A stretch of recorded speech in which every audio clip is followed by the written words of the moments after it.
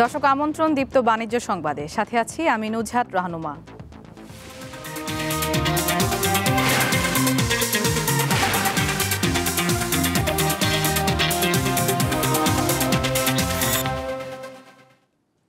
সূচকের মিশ্র অবস্থানের মধ্য দিয়ে চলছে ঢাকা স্টক এক্সচেঞ্জের আজকের লেনদেন। কমেছে ১৬০টি কোম্পানির শেয়ারের দাম এবং বেড়েছে ১৫৭টির।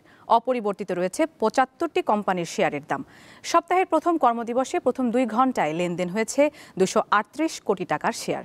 গত সপ্তাহের শেষ কর্মদিবসে অর্থাৎ বৃহস্পতিবার দেশের প্রধান এই পুঁজিবাজারে লেনদেন হয়েছিল ৪৬৮ কোটি টাকার শেয়ার।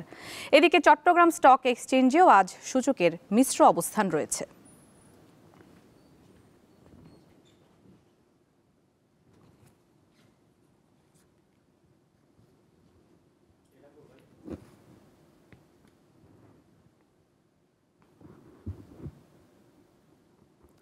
দর্শক, ঢাকা স্টক এক্সচেঞ্জের আরও খবর নিয়ে আমাদের সাথে যুক্ত হচ্ছেন সহকর্মী শাহরিয়ার ইমন। ইমন, ঢাকা স্টক এক্সচেঞ্জের লেনদেনে প্রথম ২ ঘন্টায় তো সূচকের মিশ্র অবস্থান দেখা গেছে, তো এই মুহূর্তের অবস্থা কেমন দেখতে পাচ্ছেন?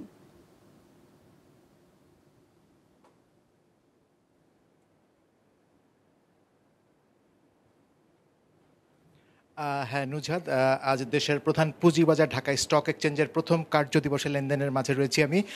প্রথম ২ ঘন্টায় আমরা যেটি দেখছিলাম যে সূচক এবং লেনদেন সহ সার্বিকভাবে যে একটি মিশ্র অবস্থা বিরাজ করছে, সেটিও আমরা মোটামুটি দেখছি যে এখনও প্রায় সেই একই রকম অবস্থায় বজায় রয়েছে দেশের প্রধান পুঁজিবাজার ঢাকা স্টক এক্সচেঞ্জে। আমরা যদি দেখি প্রথম ৩ ঘন্টায় এখন ডিএসইএক্স সূচক আপনার প্রায় ১ পয়েন্ট কমে মোট সূচক অবস্থান করছে ৫,১৪৮ পয়েন্টে। একই সাথে আমরা যদি দেখি যে লেনদেন হওয়া যে কোম্পানিগুলো আজকের যে অবস্থা, সেক্ষেত্রে আমরা দেখছি এখন বেশিরভাগ কোম্পানির শেয়ারের দর বেড়েছে, অর্থাৎ আমরা দেখছি ১৭৬টি কোম্পানির শেয়ারের দর বেড়েছে আর দাম কমার তালিকায় রয়েছে ১৪২টি কোম্পানির শেয়ার, এবং সেক্ষেত্রে আমরা দেখছি যে কোনো দামের পরিবর্তন হয়নি ৭৪টি কোম্পানির শেয়ারের ক্ষেত্রে। আর যদি আপনি জিজ্ঞেস করেন যে লেনদেন ভলিউমটা আমরা যদি দেখি প্রথম ৩ ঘন্টায় এখন পর্যন্ত লেনদেন হয়েছে প্রায় ২৭৪ কোটি টাকার শেয়ার। তো এই হচ্ছে মোটামুটি অবস্থা। এবং আমরা যদি খাতগুলো দেখি, আমরা খাতগুলোতে দেখছি যে ইন্স্যুরেন্স খাত সহ ব্যাংক খাত সহ বেশ কিছু খাত আমরা লেনদেনের ক্ষেত্রে এগিয়ে রয়েছে। তো এই হচ্ছে মোটামুটি আপনার সপ্তাহের প্রথম কার্যদিবসের বাজারে একটি মিশ্র অবস্থা। নুজহাত, আপনি জানেন যে এ সপ্তাহে আসলে বিভিন্ন কোম্পানিগুলো যে প্রাইস ডিসক্লোজার, যে আপনার সেন্সিটিভ যে প্রাইস ডিসক্লোজিং যেটা থাকে, সেইগুলো আজকে এই সপ্তাহে আপনার ডিসক্লোজ হবে। সুতরাং এই সপ্তাহটি আসলে বাজারের জন্য খুবই গুরুত্বপূর্ণ বলে মনে করছেন বাজার বিশ্লেষকরা এবং একই সাথে ব্রোকারেজ হাউসগুলো। আর নুজহাত, এই মুহূর্তে আসলে আমার সাথে যোগ দিচ্ছেন আপনার বাজারের সার্বিক অবস্থা নিয়ে লঙ্কা বাংলা সিকিউরিটিজের ম্যানেজার জনাব আসিফ মোহাম্মদ ইশতিয়াক ভূঁইয়া। আমরা তার কাছে জেনে আসি বাজারের সবশেষ অবস্থা। জনাব ইশতিয়াক ভূঁইয়া, আপনাকে স্বাগত জানাচ্ছি। আপনার কাছে যেটি জানতে চাই সেটি হচ্ছে যে বাজারের যে অবস্থাটি, আমরা একটি মিশ্র অবস্থা বিরাজ করছে সপ্তাহের প্রথম কার্যদিবসে। দীর্ঘদিন আপনার বাজারে আমরা নেতিবাচক একটা ধারার পরে এখন দেখছি মিশ্র অবস্থা। তো বাজারের এই অবস্থার মূল কারণটা কি? ধন্যবাদ আপনাকে। আমরা হয়তো সবাই জানি, আমরা যারা বিনিয়োগকারীরা আছি বা মার্কেট প্রফেশনালসরা আছি, যে গত সপ্তাহ এবং এই কারেন্ট সপ্তাহ আমরা কিন্তু কিছু প্রাইস সেন্সিটিভ ইনফরমেশন ডিসক্লোজার দেখব। সেক্ষেত্রে জুন ক্লোজিং শেয়ারের ডিভিডেন্ড ডিক্লারেশন এবং ইয়ার এন্ড যে পারফরমেন্স সেটা আসবে, পাশাপাশি যেগুলো ডিসেম্বর ক্লোজিং সেগুলোর আসলে থার্ড কোয়ার্টার আর্নিংসটা ডিসক্লোজ হবে। সো সেক্ষেত্রে আমরা হয়তো দেখতে পাবো সামনে, এবং আজকে ইতিমধ্যে আমরা দেখতে পাচ্ছি যে যেসব কোম্পানির পারফরমেন্স ভালো হয়েছিল সেগুলো কিন্তু মার্কেট আপ হোক ডাউন হোক তারা কিন্তু একটা পজিটিভ মোমেন্টামে আছে, এবং ঠিক ভাইস ভার্সা যারা হচ্ছে তাদের পারফরমেন্সটা একটু প্রিভিয়াস ইয়ারের থেকে একটু পুয়ার হয়েছিল তারা কিন্তু আসলে ডাউন অবস্থায় আছে। তো আমি বিনিয়োগকারীদেরকে আমি রেকমেন্ড করব যে তারা যেন এই সপ্তাহে বা এই রেস্ট অফ দ্য মান্থ যেন তারা যখন শেয়ার কিনবে তারা যেন অ্যাটলিস্ট প্রিভিয়াস পারফরমেন্সটা দেখে একটা যেন ফোরকাস্ট করে নেয় যে তার যে সামনে যে আর্নিংসটা আসবে সেটা কি আসলে ভালো আসার সম্ভাবনা আছে নাকি একটু পুয়ার আসার সম্ভাবনা আছে। এইখানে আমি একটা জিনিস আপনার কাছে জানতে চাই, সেটি হচ্ছে যে আমরা দেখছি যে বাজারে যে লেনদেন ভলিউমটি আমরা গত সপ্তাহে আপনার শেষ কার্যদিবস অর্থাৎ বৃহস্পতিবার দেখেছিলাম প্রায় আপনার ৪৬৮ কোটি টাকা লেনদেন হয়েছিল, অর্থাৎ ৫০০ কোটি টাকার নিচে নেমে গেছে। তো লেনদেন ভলিউমটি এত নিচে নেমে গেছে, এটার কী কারণ? এটা ওয়ান অফ দ্য রিজনস হতে পারে যে ইনভেস্টররা এখন একটু সাইডলাইনে আছে, কশাস আছে, কোন কোম্পানির কীরকম ইপিএস ডিভিডেন্ড আসে সেটা হয়তো দেখার পরে বেসড অন দ্যাট তারপরে তারা হয়তো ইনভেস্টমেন্টে যাবে। এটা ওয়ান অফ দ্য রিজনস হতে পারে। আর আমরা সূচকটাও কিন্তু আপনি খেয়াল করেছেন, এখন কিন্তু সূচক আপনার 5,148 পয়েন্টে নেমে আসছে, যে সূচকটা কিন্তু আপনার কয়েক মাস আগেও আপনার বেশ ভালো ছিল, আপনার সূচকটা আপনার 5,600 পয়েন্ট পর্যন্ত গিয়েছিল। তো সূচকের এই অবস্থাটি কি মনে হয় আপনার, যে এখন যেহেতু আপনার প্রাইস সেন্সিটিভ ইনফরমেশনগুলো আসবে, সূচকের ক্ষেত্রে আপনার কি মনে হচ্ছে আগামীতে কি হবে? সূচক আমার ধারণা স্টেবিলাইজ হতে এই সপ্তাহটাও লাগবে। আমরা হয়তো আজকে আমরা কিন্তু সকালে দেখেছি 20-25 পয়েন্ট প্লাস, এবং আমরা কিন্তু 7-8-10 পয়েন্টও আমরা মাইনাস দেখেছি আজকের দিনের মধ্যেই। সো আমার ধারণা রেস্ট অফ দ্য উইক এরকমই আপ ডাউনের মধ্যে থাকবে। সো সেক্ষেত্রে আমি ইনভেস্টরদেরকে একটু কশাসলি ট্রেড করার আহ্বান জানাবো, এবং ভালো কোম্পানিতে যেন তারা বিনিয়োগ করে, এটাই আমার রিকোয়েস্ট থাকবে। সবশেষ আপনার কাছে যেটি জানতে চাই সেটি হচ্ছে যে আমরা দেখছিলাম যে কয়েকদিন মানে গত সপ্তাহেও আমরা দেখছিলাম যে আসলে ওভাবে আমরা কোনো একক খাতের আসলে আমরা প্রাধান্য ছিল না, বাট ধীরে ধীরে দেখছি যে আমরা কিছু কিছু খাত আসলে লেনদেনের ক্ষেত্রে এগিয়ে এসছে। আজকে কি অবস্থা? আজকে আমরা দেখতে পাচ্ছি যে ইন্স্যুরেন্স খাত লিডিং পজিশনে আছে। সেম আমি যেটা প্রিভিয়াসলিও বলেছি যে আসলে খাত ভিত্তিক মুভমেন্ট তখনই হয় যখন খাতের ওভারঅল খাতের যখন একটা পজিটিভ নিউজ আসে বা এরকম কোনো কিছু। বাট যখন আমার প্রাইস সেন্সিটিভ ইনফরমেশন আসবে, ডিভিডেন্ড ডিক্লারেশন আসবে, এই সেম খাতে কিন্তু আপনি দেখবেন যে এক এক কোম্পানির পারফরমেন্স এক এক রকম। এই কারণে আসলে এই দিস উইক আমার ধারণা যে একটু ডাইভার্সিফাইডই থাকবে, কোনো স্পেসিফিক কোনো সেক্টর কিন্তু আসলে তেমন ডমিনেন্স আমার ধারণা যে প্লে করবে না। জি, আপনাকে অসংখ্য ধন্যবাদ। নুজহাত, আসলে কথা হচ্ছিল আজকের সপ্তাহের প্রথম কার্যদিবসের শেয়ার বাজার নিয়ে। আমরা আসলে এখন পর্যন্ত যে প্রথম 3 ঘন্টায় দেখছিলাম যে লেনদেন সহ সার্বিক অবস্থা আপনার মিশ্র অবস্থার মধ্যে দিয়ে চলছে। আরও 1.5 ঘন্টা আসলে পুঁজিবাজারের লেনদেন আছে, এবং 1.5 ঘন্টা পরই বোঝা যাবে যে আজকে দিন শেষে লেনদেন কত হয় এবং সূচক কী পরিমাণ গিয়ে দাঁড়ায়। তো নুজহাত, এখন পর্যন্ত আমার হাতে এতটুকু ছিল দেশের প্রধান পুঁজিবাজার ঢাকা স্টক এক্সচেঞ্জ থেকে। ধন্যবাদ। দর্শক, ডিএসসির খবর নিয়ে যুক্ত ছিলেন সহকর্মী শাহরিয়ার ইমন। পরবর্তী প্রসঙ্গ, রক্ষণাবেক্ষণের অভাবে জীর্ণ দশা ঝালকাঠির নলছিটির ঐতিহ্যবাহী পুরান ভট্ট বাজারের দোকান ঘর সহ বেশিরভাগ অবকাঠামো ভেঙে পড়ার উপক্রম। এতে যে কোনো সময়ে বড় দুর্ঘটনার আশঙ্কা রয়েছে। ব্যবসায়ীদের অভিযোগ, পৌর কর্তৃপক্ষের নজরদারির অভাবেই বাজারের এই দুরবস্থা। ঝালকাঠির নলছিটি পৌর এলাকার প্রাণকেন্দ্রে অবস্থিত পুরান ভুট্টো বাজার। কৃষি সহ নানা পণ্যের বেচাকেনা চলে এখানে, অথচ বাজারের ঘরগুলোর জীর্ণ দশা, প্রবেশপথের সড়ক ভাঙাচোরা আর বৃষ্টির দিনে কাদা পানিতে চলাচল প্রায় অসম্ভব হয়ে পড়ায় ক্রেতা বিক্রেতাদের ভোগান্তি চরমে পৌঁছেছে। 20 বছর আগে এই বাজার হারে নাই, পানি পড়তে পড়তে কেউ কোনো বেচা কিনে করতে পারে না। আমাদের চলাফেরা খুব কষ্ট হইতে আছে, কোনো কেনা বেচা নাই, কোনো মানুষজন এখানে আসে না। বাজারের পিলারের বিভিন্ন স্থানেও ভাঙন দেখা দিয়েছে। এতে অবকাঠামো যে কোনো সময় ভেঙে পড়ে বড় দুর্ঘটনার আশঙ্কা রয়েছে। দোকানগুলোরও চিত্র একই। বাজারের ব্যবসায়ীরা জানান, পৌর কর্তৃপক্ষকে বারবার অনুরোধ করা হলেও সংস্কারের কোনো ব্যবস্থা নেওয়া হয়নি। পৌরসভা কোনো কাজই করে না এবং কোনো ব্যাপারে হাতিতে নাই। অস্বাস্থ্যকর অবস্থায় এই বাজারে আসা যাওয়া করতে হয় আমাদের।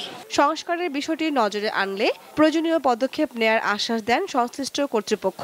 অবশ্যই দায়িত্ব থাকবে যে পুরান বাজারের যে অস্বাস্থ্যকর পরিবেশ আছে সেটা রিমুভ করা এবং নতুনভাবে যেন বাজারটাকে সাজিয়ে তোলা যায়, এবং এই রাস্তাঘাট সংস্কারের জন্য প্রয়োজনীয় পদক্ষেপ গ্রহণ করা। শুধু আশ্বাস নয়, স্থানীয়দের দাবি দ্রুত বাজারের স্থায়ী ভবন নির্মাণের পাশাপাশি সড়কগুলোও যেন মেরামত করা হয়। দীপ্ত, বার্তাকক্ষ। নিষেধাজ্ঞা শেষে গত মধ্যরাত থেকে নদীতে মাছ শিকারে নেমেছেন জেলেরা। বরগুনা থেকে গভীর সমুদ্রের মাছ শিকার করতে গেছেন বরগুনার হাজার হাজার জেলে। স্থানীয় বাজারে নদীর মাছ উঠতে শুরু করেছে। সমুদ্রের মাছ আসতে আরও সময় লাগবে বলে জানান ব্যবসায়ীরা। এদিকে পটুয়াখালীর বৃহৎ মৎস্য বন্দর মহিপুর ও আলীপুর সকাল থেকেই জেলে এবং ক্রেতা বিক্রেতাদের হাঁক ডাকে মুখরিত হয়ে উঠেছে। তবে চাহিদার তুলনায় মাছের পরিমাণ কম হওয়ায় চড়া দামে বিক্রি হচ্ছে। ইলিশের প্রজনন মৌসুমে মা ইলিশ রক্ষায় 4 অক্টোবর থেকে 25 নভেম্বর পর্যন্ত 22 দিনের নিষেধাজ্ঞা দেয় সরকার, যা শনিবার মধ্যরাত থেকে শেষ হয়েছে।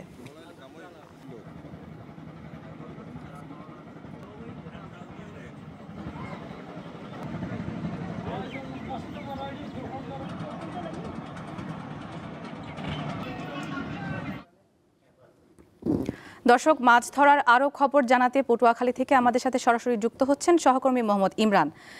ইমরান, সাগর ও নদীতে মাছ ধরা শুরু হয়েছে, তো স্থানীয় বাজারে এর কোনো প্রভাব পড়েছে কিনা এবং ব্যবসায়ী ও জেলেরা এই বিষয়ে কি বলছেন?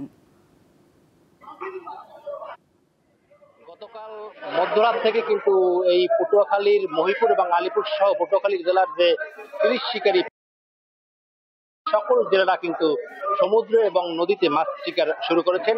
আমি এই মুহূর্তে পটুয়াখালীর যে আলিপুর মৎস্য অবতরণ কেন্দ্র রয়েছে, আমি সকাল থেকেই কিন্তু এখানে রয়েছি। এখানে আমরা সকালে এসে দেখেছি গভীর সাগরে যে সকল ট্রলার গিয়েছে তারা কিন্তু এখন আসলে ফিরে আসেনি।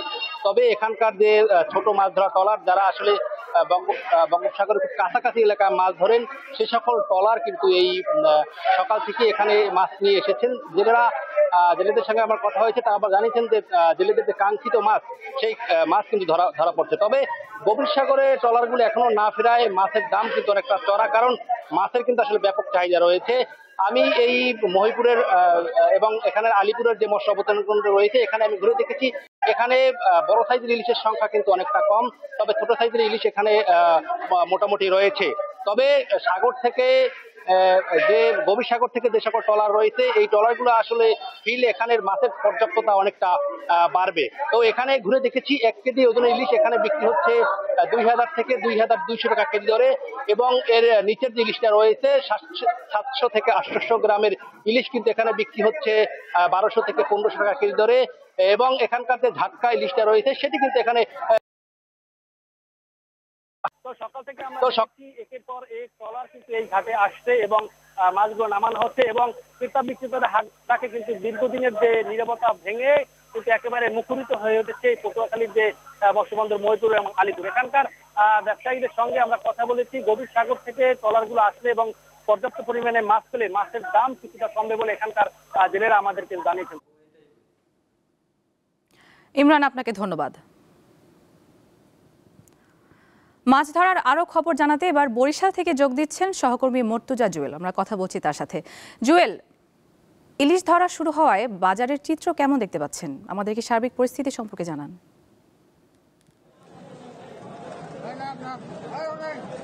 নুজহাত, 22 দিনের নিষেধাজ্ঞা শেষে গতকাল মধ্যরাত থেকে জেলার ৭৯,৫০০ জেলে এবং জেলে পরিবারের সদস্যরা একযোগে কিন্তু দক্ষিণাঞ্চলের নদীতে মৎস্য আহরণে নেমেছে, এবং ইতিমধ্যে কিন্তু ভোর থেকে আহরণকৃত মৎস্য বাজারে অবতরণ করা হচ্ছে। বিশেষ করে বরিশাল থেকে পার্শ্ববর্তী যে মেঘনা, কীর্তনখোলা, আড়িয়ালখা, কালাবদর অন্তত 50 কিলোমিটারের মধ্যে কিন্তু ইলিশের অভয়াশ্রম রয়েছে এবং উপকূলীয় এলাকাও রয়েছে। এ সকল এলাকা থেকে কিন্তু নৌকা এবং ছোট ছোট ট্রলার, স্পিডবোট যোগে আহরণকৃত ইলিশ কিন্তু বাজারে ভোর থেকে নামছে। আমরা সকাল থেকে যে চিত্রটি লক্ষ্য করেছি যে বাজারে প্রচুর ইলিশ, যেটি অন্তত গত 6 মাসে আমরা লক্ষ্য করিনি, সেই পরিমাণ ইলিশ কিন্তু আজ একদিনে লক্ষ্য করা যাচ্ছে। বিশেষ করে বড় আকৃতির ইলিশের উপস্থিতি আমরা লক্ষ্য করছি। স্থানীয় পাইকাররা এখান থেকে মৎস্য ক্রয়ের পাশাপাশি কিন্তু বরিশাল থেকে রাজধানী ঢাকা সহ সারা দেশে কিন্তু এখানে ইলিশ সরবরাহ করা হচ্ছে আজকে, এবং এখানে আপনি দেখতে পাচ্ছেন যে প্রক্রিয়াজাত করা হচ্ছে ইলিশ মাছ বরফ এবং ককশিটের বক্সে করে বিভিন্ন স্থানে পাঠানোর উদ্দেশ্যে প্রক্রিয়াজাত করা হচ্ছে। এর আগে কিন্তু বাজারের চিত্র যেটি আমরা লক্ষ্য করেছি, আপনি যেমনটি জানতে চেয়েছিলেন, ভোর থেকে কিন্তু ক্রেতারা এখানে উপস্থিত ছিল। সকাল 8টা থেকে কিন্তু তীব্র ভিড় ছিল বাজারে ইলিশ ক্রয়ের লক্ষ্যে। বিশেষ করে অভিযান শেষে প্রচুর পরিমাণে ইলিশ বাজারে পাওয়া যায়, এর ফলে কিন্তু একটু সহনীয় মূল্য বিরাজ করে। এর ফলে কিন্তু অনেক ক্রেতারা সমাগম হয়েছে। আমরা বিক্রেতাদের সঙ্গে কথা বলে জানতে পেরেছি যে অভিযানের পূর্বের তুলনায় অন্তত 300 টাকা কেজি কম মূল্যে বিক্রি হচ্ছে আজকের ইলিশ। 800 থেকে 900 গ্রাম ইলিশ 1500 টাকা বিক্রি হচ্ছে, যেটি অভিযানের পূর্বে 1800 থেকে 2000 টাকা ছিল। 1 কেজি ওজনের ইলিশ যেটি আজকে 2500 টাকা বিক্রি হচ্ছে, সেগুলো কিন্তু অভিযানের পূর্বে প্রায় 3000 টাকা মূল্য ছিল। এ ছিল আজকে ইলিশের আজকের তথ্য। বরিশাল থেকে যুক্ত ছিলেন সহকর্মী মর্তুজা জুয়েল। দর্শক, এরই সাথে শেষ করছে এখনকার মতো দীপ্ত বাণিজ্য সংবাদ। এরপর দীপ্ত আন্তর্জাতিক সংবাদ দেখার আমন্ত্রণ জানিয়ে শেষ করছি। ধন্যবাদ সবাইকে।